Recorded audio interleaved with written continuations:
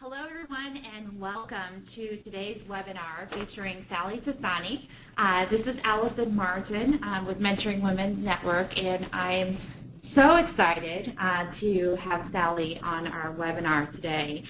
For those of you who are participating on our live webinar, hopefully you have access to the screen and the ability to ask any questions throughout the interview. So we will be taking questions live, and the intent today is really to have the opportunity to get to know Sally a little bit and learn from her experiences. And again, coming in today, Sally, I was just really excited to thinking about it because you and I have known each other for a while now, and you've certainly been a tremendous mentor for me, and I know that you have a great story to share. And so the people who are on the call, I think, will really enjoy learning a little bit more about you and all of your accomplishments and your insights on life. And so maybe that's where we'll start. Okay, thank you. You're too nice. We'll start with just you've had such an interesting career, I think, and so I think that would be a really great place to start. If you could share what your career has been and kind of what you're doing today, that'd be great. Sure, and I would also say if I'm going too long in one area, just get the hook and pull, take out the hook and pull me in. I'm seeing that your first question is a little bit about sharing my story, and if everyone has not, or anyone has not read the work of Brené Brown, I would strongly suggest that you do. And her book from 2012, Daring Greatly, is so phenomenal. But Brené says in there to own your story. And if you own your story, you can write your story. If you don't own it, you let others write it. So in a way, that's a great question because you're allowing me to own my story. And my story is, and probably it answers some of the other questions through here, but in essence I went to American University in Washington, D.C., and after I graduated, my biggest disappointment in life was that I, at that point, wanted to join the Peace Corps, but I was rejected from the Peace Corps. And in those days, if you didn't have a degree in engineering or you weren't you didn't speak multiple languages, they didn't really need another do-gooder. So then I ended up actually teaching underprivileged kids in Washington, D.C., and I was happy about that. So I did that for a few years before I moved to Chicago. And in Chicago I had a number of positions and ultimately started my own advertising agency. It was an advertising agency, a marketing firm, and what we did was integrated communication. So prior to that point, if you wanted advertising, you went to advertising. If you wanted public relations, you had to go to a PR firm. If you wanted direct marketing, you'd go to that kind of a firm. And what we did is we put all of that under one roof, and that was a distinction at the time. We grew the company, I guess it's the royal we, grew the company. By 1984, we were an Inc. 500 company. By 1990, I was fortunate enough to be named Advertising Woman of the Year for the state of Illinois. By 94, Advertising Woman of the Year in Chicago. So just a really nice run. And during that time, I sat back, and I have this exercise that I do, mental exercise, where I put myself in a rocking chair at the end of my days. And my goal in life is to get to that rocking chair with no regrets. So here I built this business, lots of nice accolades along the way, but what would the regret be if I got to that rocking chair at the end of my days? And it was about not having a family because I had put these blinders on. And I always say Mr. Right probably came by, and I probably told him to get out of my way. So I went about adopting a little girl and then adopting a second little girl. And then after I had these kids, I made the decision to merge my agency with a public agency and kind of go into a slightly different direction. So that's a little bit of my story. Ultimately ended up in Indianapolis from Chicago for Paul Harris Stores. I came here as, which was a public company, on the board as a board member, and to help with the company. And you all probably remember at that point Paul Harris was too far gone. We ended up having to file for bankruptcy, and boy, did I learn a lot there. And then ultimately started my company, the Strategy Forums.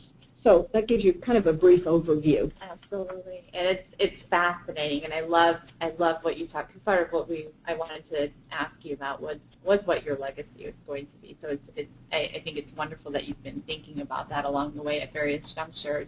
Tell us a little bit more about the Strategy Forum.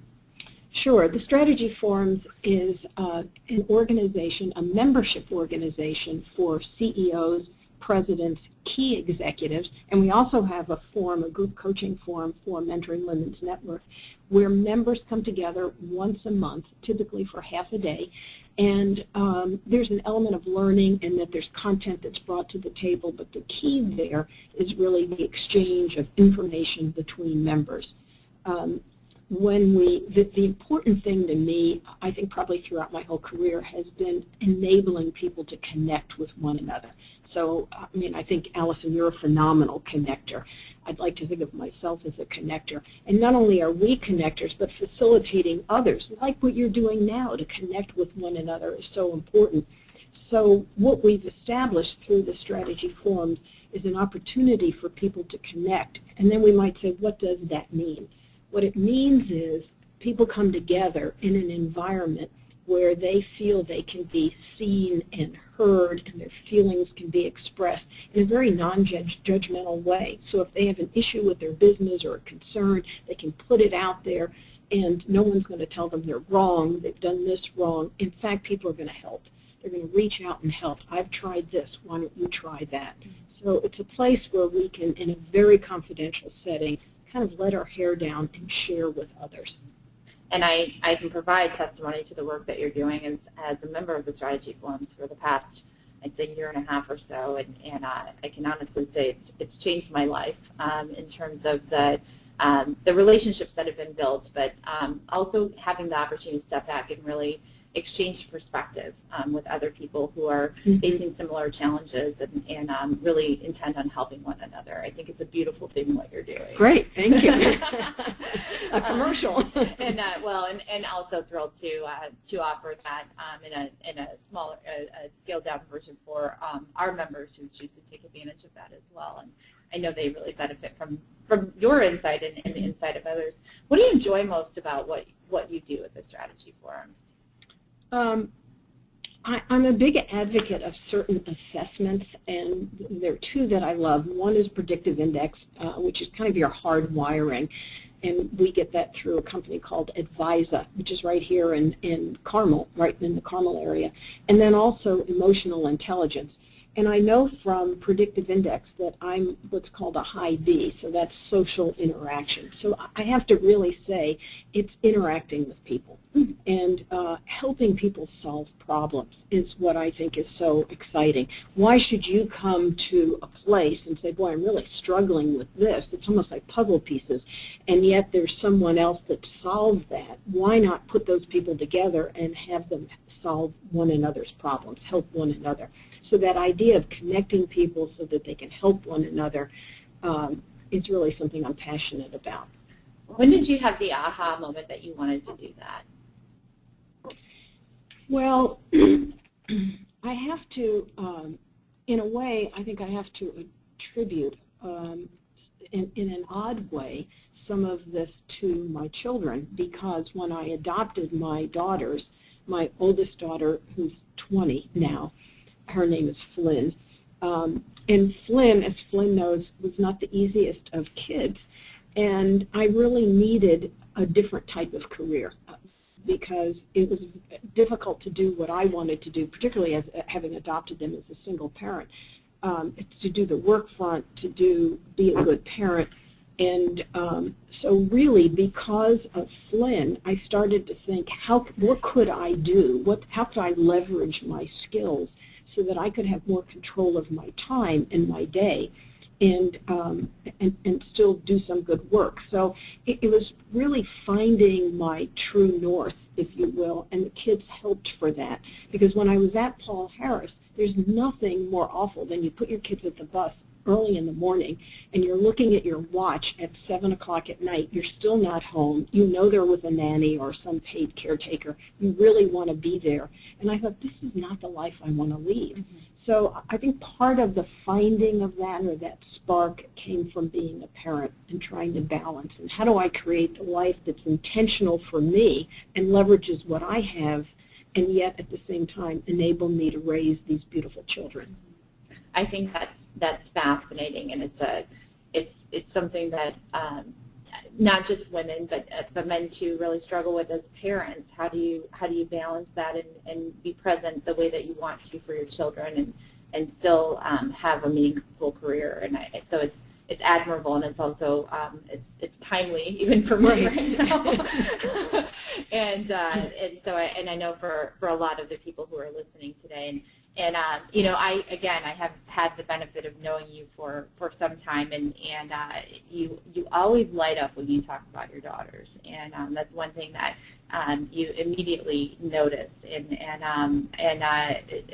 it's fun to see, and I know we've all had a lot of experiences with our children, and I'm just curious from your perspective, what's the number one thing you've learned from being a parent?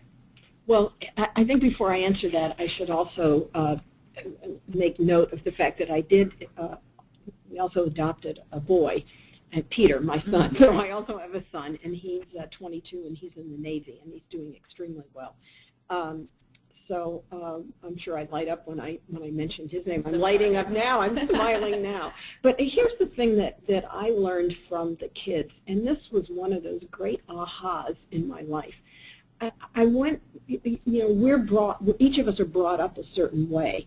And so I think in the back of our minds we think, well, here's what I needed as a kid growing up. Here's what I wanted my parents to do or give to me that I didn't get maybe. And so then we have our own children, however we get them, whether we adopt them or have them. And what I believe we try to do is give that child the thing that we didn't get, or the thing that we need.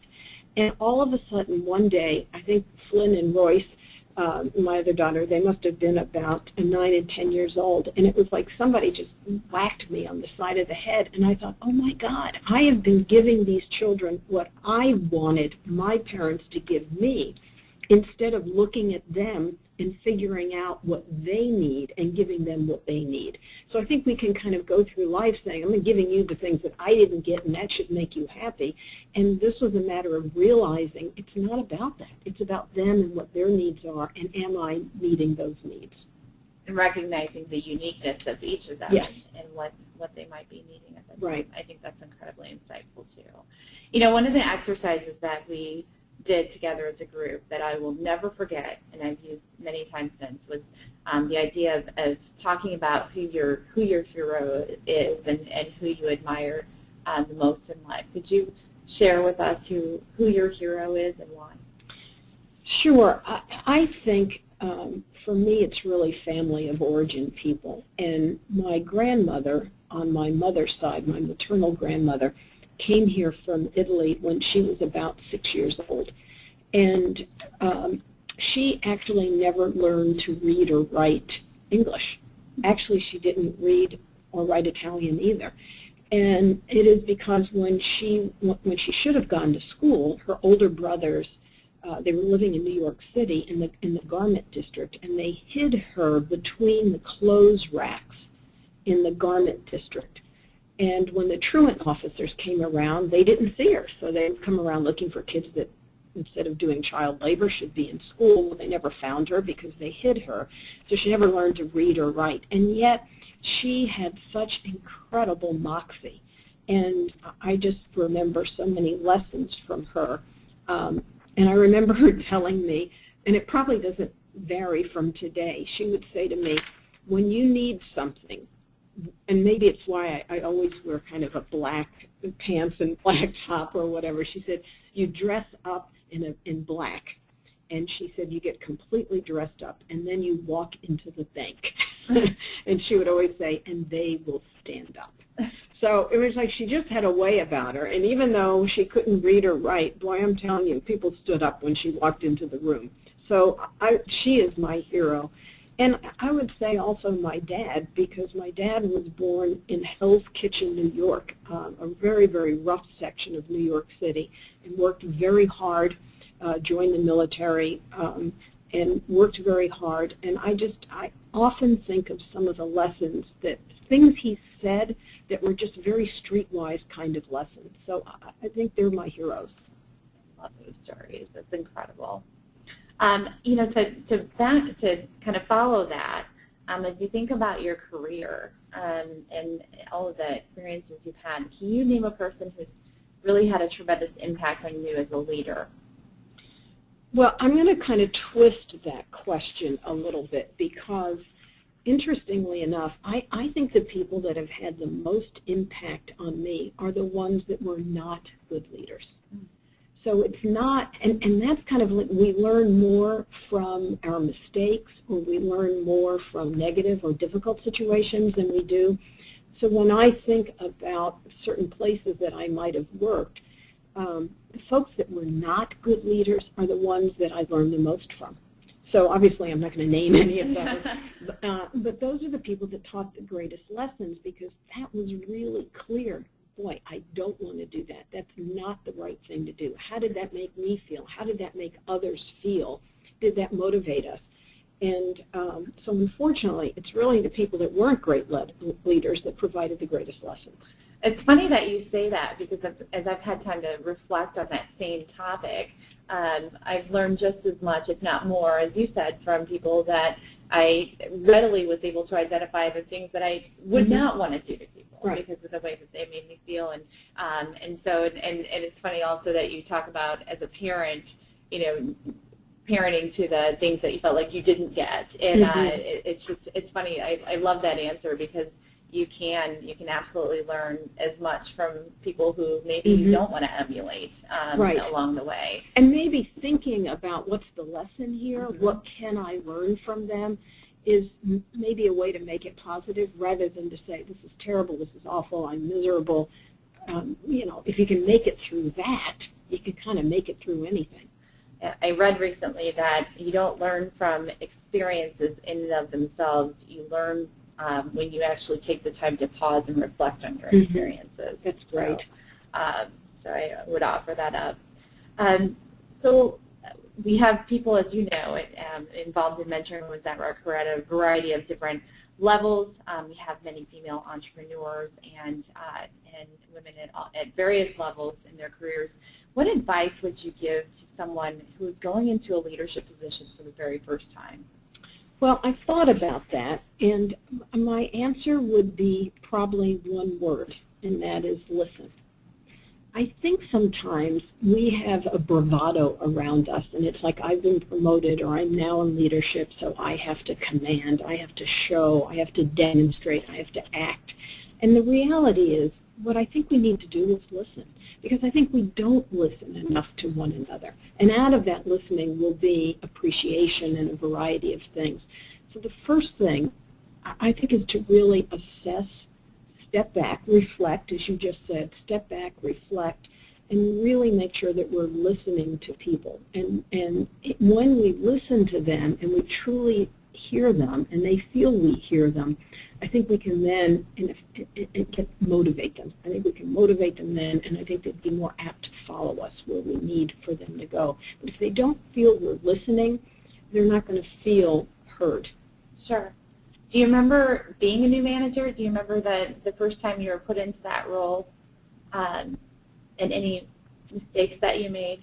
Yes, I remember one very clearly, as a matter of fact, and I thought about it earlier today. It's funny that you mentioned that, and it still kind of bothers me. I remember being called on the carpet because when I needed something done, I didn't go to the other manager. I went directly to the person who was going to do the work. And so, and that left the other manager out of the loop.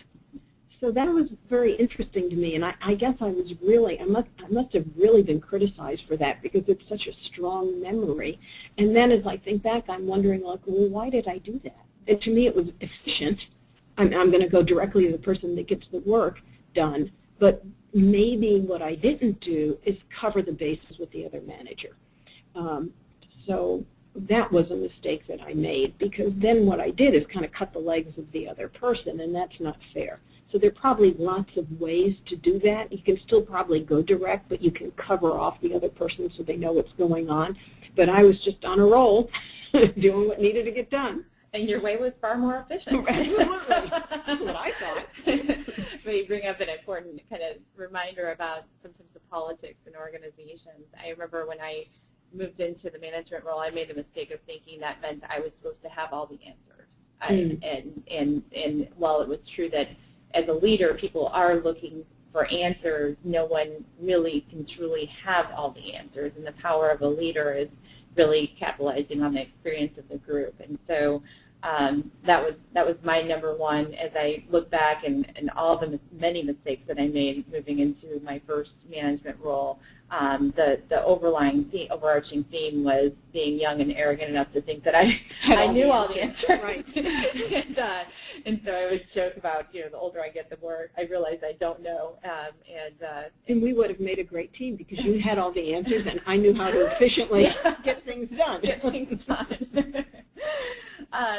So what are you passionate about? I think the passion really goes back to that connecting of people and helping people. Nothing makes me sadder than when I hear people in an organization and they're not happy, and they're not motivated. So I think that the passion is around people having an opportunity to be all they can be, to be the best they can be. And there are many women in this community that I think we share that with. Take somebody like Marsha Barnes. Marsha really feels that way. How do we take people that might not have opportunities and put them in situations where they can flourish? And to a certain extent, I think we learn that from our kids, because we don't know whether you adopt kids or you have them biologically, you don't know what your kid's potential is. All you want is for them to be all they can be. Whatever that is, wherever that bar is or that mark is, it's okay. Just be all you can be. So I think I'm very passionate about that. We share that passion. I think long time ago, someone said it should be a goal for everyone to be as excited to go to work in the morning as they are to go home in the evening. And if either of those two scenarios don't apply, then there's an opportunity there. And I think having that is a vision, but also following it up with a tactical strategy to making sure, and that's my passion, is helping people align with not only what their strengths are and their talents, but in a position or a profession that really energizes them and allows them to contribute to the world in a meaningful way. And the problem today is we're expecting kids and people to find that too early, because we all know the research, the frontal lobe is not fully developed until you're 24, but these kids are going to school at 18 and 19, and they're expected to figure it out. So when my daughter when Royce, my second daughter, went to college, I said to her, you have one job. Look at me and remember this. Your job is to find your passion. That is your only job over the next 4 years.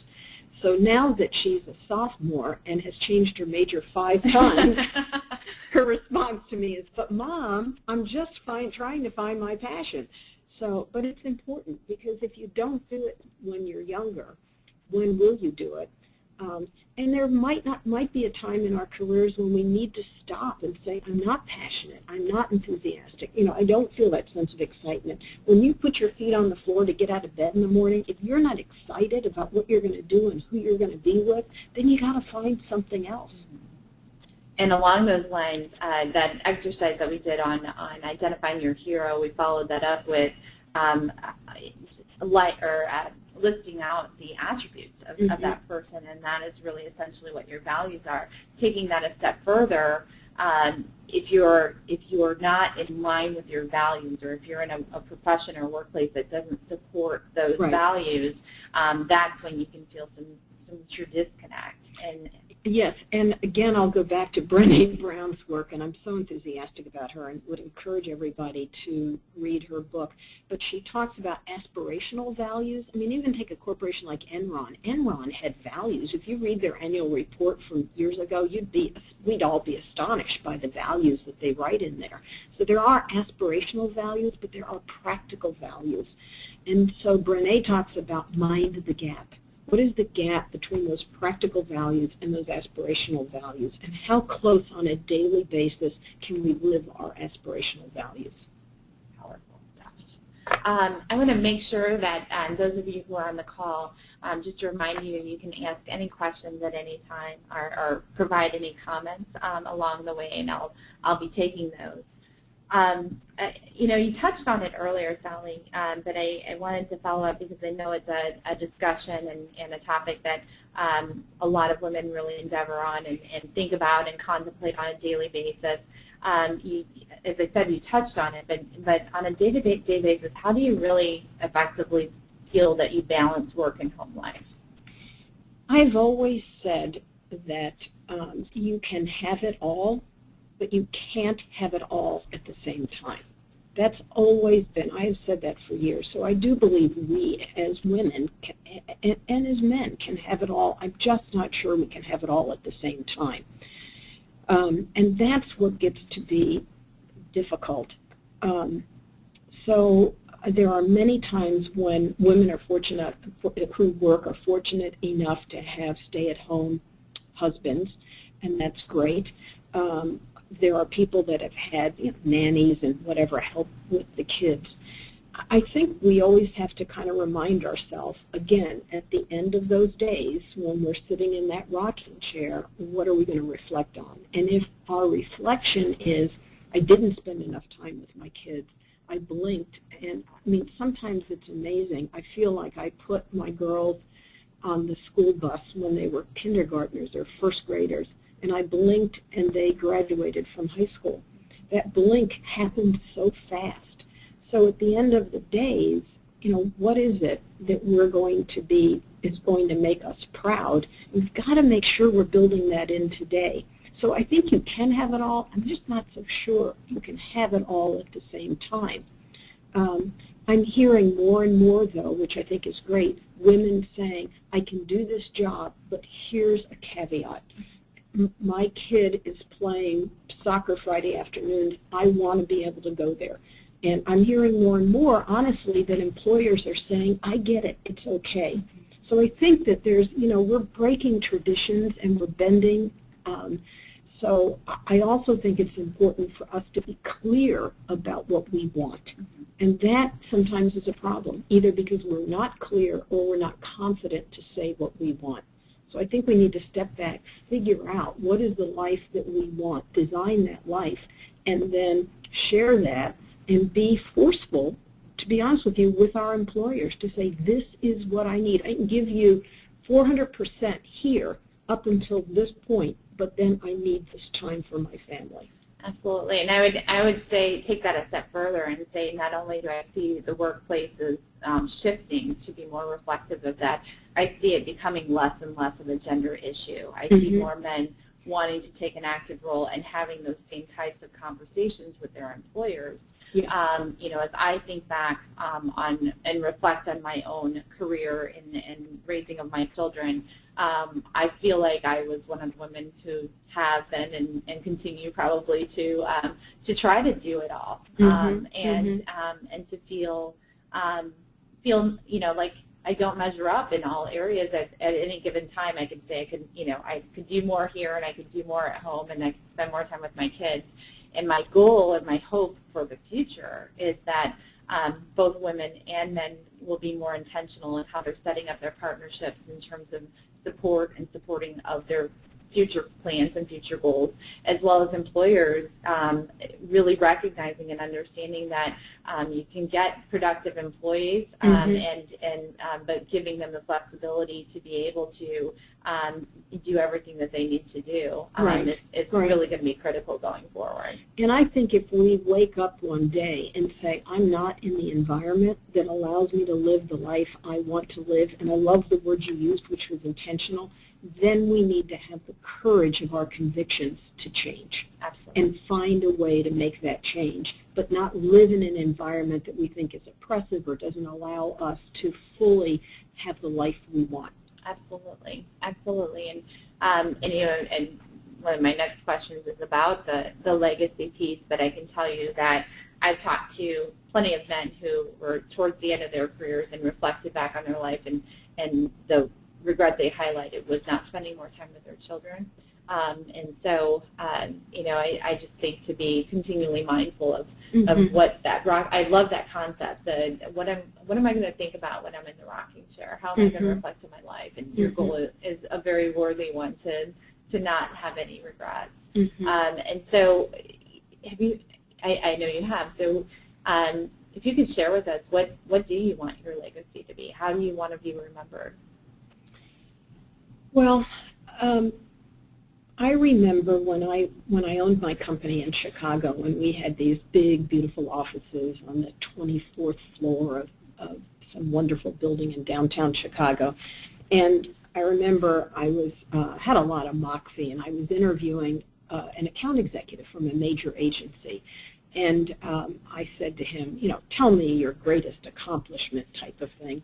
And I was expecting him to say about some great product rollout or new product introduction. And he looked at me in the eye and he said, my greatest accomplishment is that I put my 4 children through college. And I will never forget that. Never forget that he said that. And it was kind of good because I felt like it put me in my place, and maybe I needed that. So when I think about legacy, I really think it's hard. It's not about work at all. It's fascinating. It's not about work at all. I think the legacy has to be the lives of the people we've touched.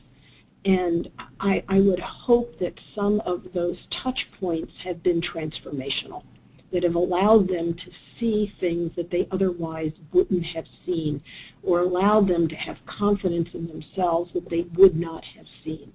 So, there's a story, I can't quite remember it, about the boy on the shore, and there are these starfishes that have come ashore. Maybe you know the story, and he's throwing these starfishes back into the ocean, and somebody comes up and says, you're never going to be able to throw all these starfishes back. Some of them are going to die. And he said, yeah, but for the ones I do throw back, it'll be very meaningful for them, or something like that. And I think that's what it is. It's about the people's lives that you touch. And it isn't any different from when we say to our kids, always leave a place better than how you got there. So if you got there and there was litter on the ground, pick it up, put it away, always leave it cleaner and better. If I can leave people better than how they were when I've met them because of my expertise, my experience, or whatever it is I have, that's the best legacy. I couldn't agree more. And to give another commercial for Sally, you were the person that I called when I was thinking about my own recent career transition. I'll never forget that. And so, mission accomplished. Oh, good. And then, see, it's a ripple. It's like throwing a stone into the water. And then you have the confidence to do what you want to do. And think about the people whose lives are changing, and lives that feel that they are supported because of the work you're doing. So it just creates this ripple, and eventually the ripple becomes a wave, and there is impact. But it's a collective impact that we're all making. So I love that. So is there a phrase that you live by? And if so, what is it, and how have you used it to help you succeed, or to remind you and keep you grounded? It's probably, there's probably a few, but there's the piece of treat others the way you would like them to treat you type of thing is interesting, because even from a coaching standpoint, someone will say, well, so-and-so did this, and I'm going to do that. And I'll say, well, how would you feel? I mean, let's say you're the person. How would you feel? How do you want someone to approach you? If you had done something wrong, how would you want them to approach you? So if we keep putting ourselves in that position, I think we get good answers. So I would say, I'm going to have to say, kind of the golden rule type of thing. I mean, even if you're on your cell phone, I was with a woman the other day in a store, and my phone rang, and I picked it up because it was someone I was trying, and I apologized to her.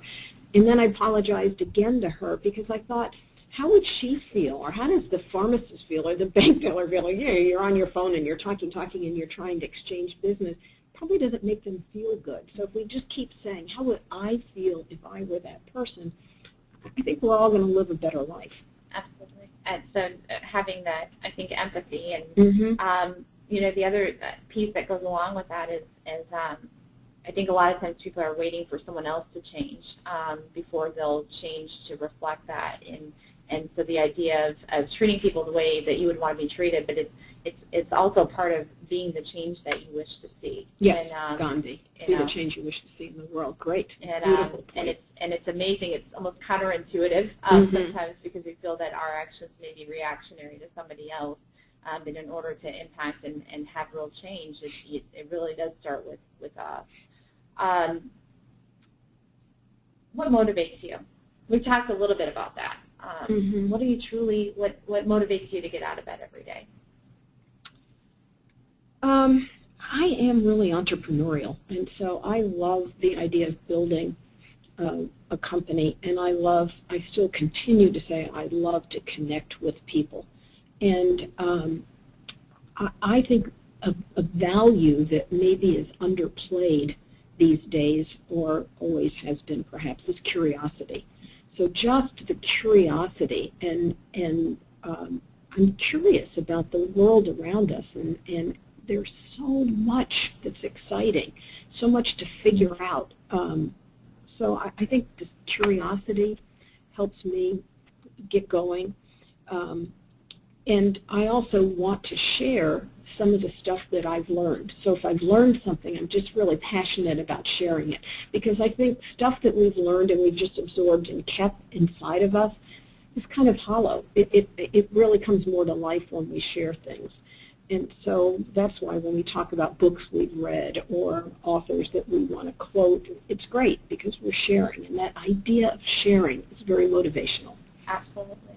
I'm going to go back a little bit to that when you were running the advertising firm and you built it up to, I think it was $50 million, if that's correct. And tell me more, what do you attribute your success to? I mean, that's really fantastic, I think, also as a woman, running a firm like that. What are some of the things, what were the ahas along the way? I mean, that's an incredible, we're talking about what the end result was, but there was a lot of building that had to occur and a lot of learning and a lot of tenaciousness that had to be present.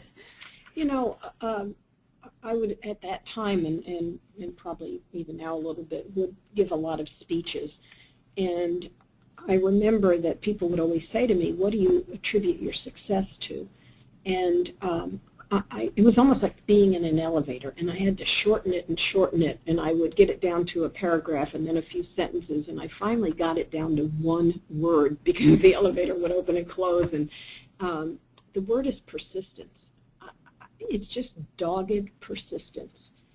And I think that building the business, it was that persistence, that sense of, I don't have all the answers, but that doesn't matter. I can go out there, I can create something. A lot of it is around branding and what is our personal brand, what can we achieve in the marketplace, and delivering. If we said we were going to do something, if I said I was going to do something, I did it, damn it. I mean, it happened. The way you do the same thing, I know that I can count on you. When you asked me to be here, if I didn't talk to you for 5 months, I know you'd be here because it's a delivery thing. So I think it takes an enormous amount of persistence, and I think if anyone feels, as much as it's almost like saying two things, that, we're saying you can't have it all at one time. It's hard to balance home and family, but at the same time, you have to be all out. You have to be all out with your family. You have to be all out with your business. And if you don't want to be all out, then you shouldn't start your own business because it's very demanding. And the trade-offs are sleep and a million other things. But it's, can you be all out? Can you be completely persistent? And can you deliver above and beyond everyone's expectations? Now, what motivates and what's that thing that makes you do that? I honestly have to say, I think you got to be born with it. I think we know inside ourselves, and I think you're either born with that passion to create or you're not. Interesting, because I agree with you, the idea that you never, ever, ever give up. And in talking to people and talking to women in particular, maybe they're in a position that they're not enjoying and they're not, and they've thought about doing different things, and the number one fear that I continuously hear about what's holding them back is that fear of failure. And, you know, I'm often reminded that failure is not a permanent condition, and I think a lot of people think that it is. They think that, you know, oh my gosh, the worst thing, you know, what if I put myself out there and it doesn't go the way I anticipate it will? Well, chances are I can tell you it won't, right? Right. And so you can talk a little bit. I think people learn a lot from failures, but sharing those experiences. And again, failure is such a heavy word. It sounds like a permanent thing.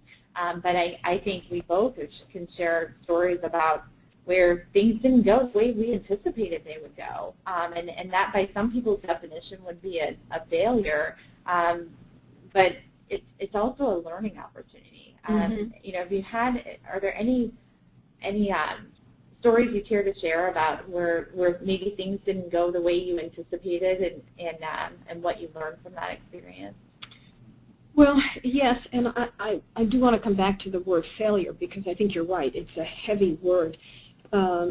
There's a concept, and anyone could Google mindset, M-I-N-D-S-E-T, mindset, and we either have a closed mindset or a growth mindset. And the difference, and there's many differences, but one of the differences is the concept around failure. So it's a closed mindset if we believe that failure is an end. It's a growth mindset if we believe that failure is just a step along the way. And so that's what I hear you saying, which I think is great. It's a step along the way. And we have to view failure as that. And there were times, I'm sure, when we put a lot of effort into trying to get a piece of business or an account and we didn't get it and you feel like a failure. But it's a step along the way. It gave us experience for the next opportunity. The interesting thing is, to me, the word wisdom. At what point do we become wise? At what point? Because I think the thing that I still wonder about and would love to have a discussion with you about is we know we can make something happen because we just have that drive and that aggressiveness to make something happen. But should we? I remember I was when I was at Paul Harris, Charlotte Fisher, who was CEO, president, and chairman of the board, said to me, at one point she said to me, Sally, you can change the course of rivers. I know you can. You can move mountains or change the course of rivers. I want you to do X. And it was about acquiring another company or something. And I remember thinking to myself, yes, I can do that, but should I? And that's the piece that I think as we become wise, more wise as we get older, we wonder, I have the power and the energy, the push, the drive, the determination, the persistence to make something happen, but is that what I should do? Is that best for me? Is it best for others? And I think that's a piece that probably always remains unanswered because it's something we have to answer as each one of those opportunities or situations comes before us. An incredibly powerful reminder, and it's something I think that gives us all a lot to think about too. Because just because you can doesn't mean you should. Exactly. Well, thank you. You just took. Isn't that great? This is what I love about you. You just took like paragraphs of what I said and brought it down to one sentence. Thank you. Perfect. Absolutely perfect. That's neat. No, that's probably a good summation of what you just said, but it's so much more than that. And having, as you said, the wisdom and the wherewithal to be able to think more and think about that and determine and make those determinations. So, what are some of your future goals? Well, it's interesting. As I look at my life, I think we spend the first 20 years roughly, rough it out, growing up, getting educated, I spent the next 20 years building a business in Chicago, roughly the next 20 years or so raising kids, building a business here in Indianapolis. And I think my focus now is being very intentional about my life and health, doing things that are healthy, exercise and things like that. So when I think about the future, I am very committed to the strategy forums and the work we're doing there because it is so meaningful to the members, how they come together, how they connect, how they leave in so much more of a wholehearted way than when they came in. Because there's a lot of factors out there and influences that kind of beat people down. And so we come together and we build people up, we give them answers. It's almost like we fuel them for the next 30 days. And then they come back and we refuel them for the next 30 days. So I'm really very passionate about that, about continuing to build the strategy forums, continuing to add new members, and to see where this goes as it continues to grow and blossom. Wonderful. What about future trips you intend to take or life experiences you still wish to have? I would love to take, the first thing that pops into my mind is I would love to take, I've never taken my girls to Italy, and being Italian, I always save that as something special to do, but now with school and the working, it's more and more difficult to get the time. So at first and when I think about the things that I've done, it's always around travel with the girls. And I know you love to travel as well. So when I think about taking my girls and showing them the Eiffel Tower, how great that was, or rounding the corner with them and there's Big Ben, or riding camels around the pyramids, that's what I love to do with them, that kind of travel. But as I said, it gets to be more and more difficult. I've recently found an organization that's cross-cultural that sounds very exciting, where you go from 1 to 12 weeks, whatever length of time, and they're in about 18 different countries, and you work with the people in the country to really help them, whether it's through language or whatever, and then you're experiencing the culture. It's kind of a mini modified version of the Peace Corps, I think, is how they position it. So something like that would be very exciting. And I could also see the strategy forums participate in that, so that maybe several members together might want to go to India and do something, might want to go to Kenya and do something. I think that would be very exciting. That sounds wonderful. And so all of those things, just curious, what part of Italy? Are you thinking a full tour of Italy? Are there certain places? My father is from Piedmont and my mother is from Sicily, so technically I'm referred to as a half-breed. Yeah.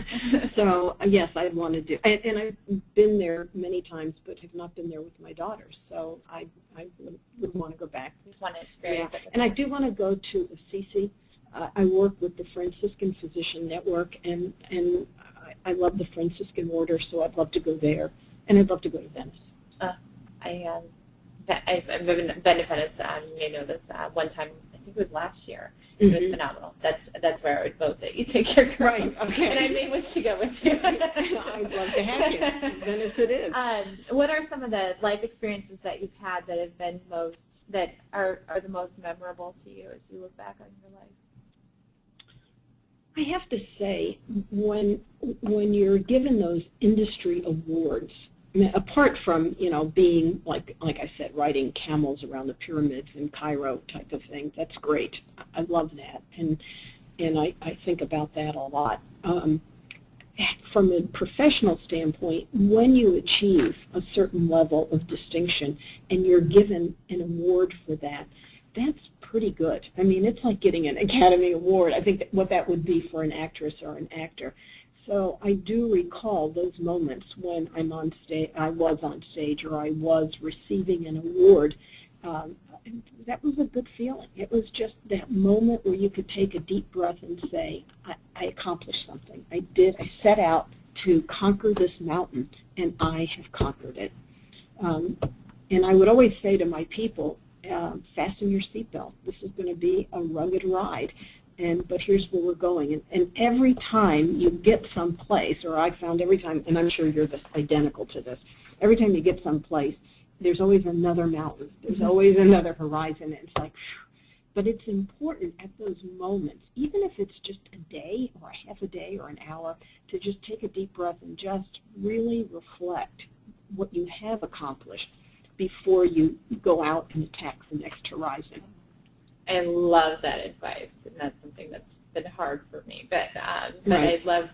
I love your reflection on those types of moments where you realize that how far you've come, and that in some ways you've arrived and achieved more things than you perhaps could have even imagined at one point, Right. even though there's now another new horizon too. And you know what? We need each other for that, because it's very hard for us to see. So, for example, when you're a coach, an executive coach, and if I see someone once a month or whatever, typically once a month, so I'm seeing them at 12 intervals, I can see things very clearly, or I can look and say, boy, 2 years ago you never would have been able to accomplish that, or 3 years ago this. Look at the progress that you've made. And it's so clear because we're on the outside and we see each other. It's like, watching a pot boil. And if you're standing there, it never seems to boil, but if you step away and come back, you can see the progress that's been made. So as a coach, we're able to look onto people's lives and point that out, which gives us kind of the long-term accumulated knowledge of each other. And we need people to say, oh, you set out to accomplish this and you did it. Take a deep breath, even if it's just an hour, and absorb that before you move on. That's powerful stuff. And thinking through a little bit, it's also that idea of, it's so easy to get caught up in that minutia of day to day and whatever you're working on, whether you're building a business or working in your job, or or as a parent, and it's so easy to focus on the tactical sort of day to day. And I think being a part of the forum, what it's done for me is forced me to really step back and think strategically and big picture, and we have to do that. And sometimes for someone like me, I have to force myself to do that, because it just seems like everything is such a priority at any given time. But Right. But I think it's a powerful reminder for others, and then having and doing that for other people, reminding them that how far they've come in the observations that you have of the progress that they've made. I think is incredibly meaningful. I did have a question come in, and it was, who are your mentors? I don't know that I have mentors in the classic sense anymore, but there are people that that I love being around. Other professional men and women that I enjoy their company and I enjoy their insights. And I think we can find mentors everywhere. I remember when John Kerry was getting appointed as Secretary of State, and he was being interviewed by Congress. And there were questions about he and Hillary Clinton and some things. And I remember hearing him say during the interview process, if you think you're going to put air between Hillary Clinton and myself, you're wrong. And I thought, wow, that's powerful. That's like a mentoring moment. That's where someone really stood up and said, you're going to try to separate me. You're going to try to tear something down between us. That will not happen. So I don't know that it's mentors as much as mentoring moments. So I would say mentoring moments like that. And then the other thing that I would say is, I'd have to say some of the people that are doing good work, I mentioned at the beginning, Brené Brown, her work on vulnerability. She's the foremost researcher on vulnerability. Robert Cialdini, who's the foremost researcher on persuasion and influence. I would have to say I view them today as mentors. I don't know them. I only know them through their speeches and TED Talks and books, but I would view them as mentors. Well, it's funny that you say that, because I've had a lot of time, as you know, to reflect on mentoring and what what that really means and how it can really manifest in many forms. And I'm writing a book right now, as you know, and it caused me to be sort of introspective and thoughtful, particularly in my early years. And although I can't say that I had formal mentors, I had role models. And I think it's sort of kind of what you were alluding to earlier. You were talking about learning from people, learning as much from people who you don't want to emulate as you do. And so, I had some that I didn't want. I learned about how I didn't want to be. But then I had a few that unbeknownst to them, I really looked up to them, and it gave me a glimpse of more of the kind of person that I wanted to be. And that can be just as powerful as learning in a formal setting where you have a one-on-one relationship with somebody, you're having ongoing discussion and more, what you would traditionally, think of as a mentor. Sure. But certainly just through the power, as you said, Renee is a mentor for you. Unbeknownst to her, she doesn't know. You've never met. I'm sure you will someday. But that's powerful stuff, and it reminds us, jumping back to what you said earlier about legacy and thoughts, and the idea that you'd hope that your existence had impacted people in a positive manner, and you may or may not know all of the ways that that could have happened. It's just a powerful thing to think about, because there are many people who have served as role models for me that are, it's unbeknownst to them. So I often talk to people who say, I either don't have mentors or I've never had a mentor, but if you really delve further and dig a little bit deeper, it could be a role model. It could be somebody that you looked up to, who was that powerful force in your life that kind of gave you a glimpse of the kind of person you wanted to become. Well, we are nearing the end of our interview, and I hope you enjoyed this as much as I did. I did. It's fun. Yeah, it was fun for me too, and I had the benefit of knowing you before we did this interview. But I love doing these because it really gives us the opportunity to delve a little bit deeper and get to know some really. And you are an incredible woman, and your life work is. You could have very easily said, I've had my career now, I want to focus on other things, and I think through the strategy forums you're continuing to give of yourself and to share your knowledge and experience, and that's certainly what we advocate for. Just thank you. And may I say one last thing? Thank you also to you for the work you're doing. I want to encourage people to be confident. I mean, I just think, I think there are so many people that are not confident, and whether it's our own self-regard or what the story may be, but I would encourage people that are listening and encourage members of Mentoring Women's Network, it's go confidently forward. Be confident in who you are, and the worst that could happen is you make a mistake, and then you have to say, I made a mistake. What could I do differently next time? But be confident, and don't let a lack of confidence stop. We should not let a lack of confidence stop us from being all we can be and doing all we can do. Couldn't agree more.